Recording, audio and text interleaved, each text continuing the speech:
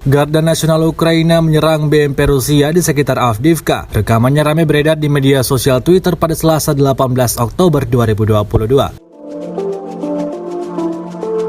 BMP Rusia yang sedang beroperasi tiba-tiba dihantam Garda Nasional Ukraina dengan serangan ATGM. Tampak dalam rekaman kendaraan militer milik pasukan Putin itu seketika meledak hingga timbulkan asap tebal. Belum diketahui pasti ada tidaknya korban dalam kejadian ini. Namun pasukan Ukraina mengklaim bahwa BMP yang meledak ini menambah daftar panjang kerugian yang diperoleh pasukan Rusia.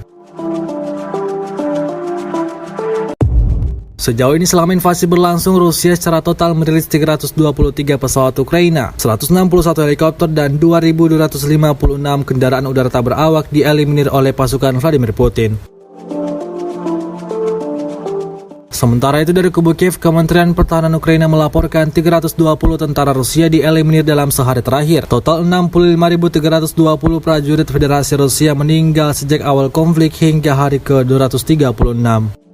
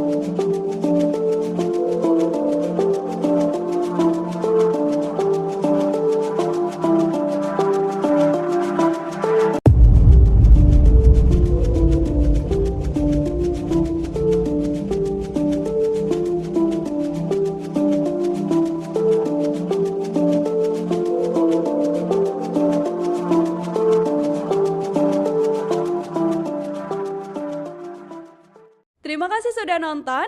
Jangan lupa like, subscribe, dan share ya.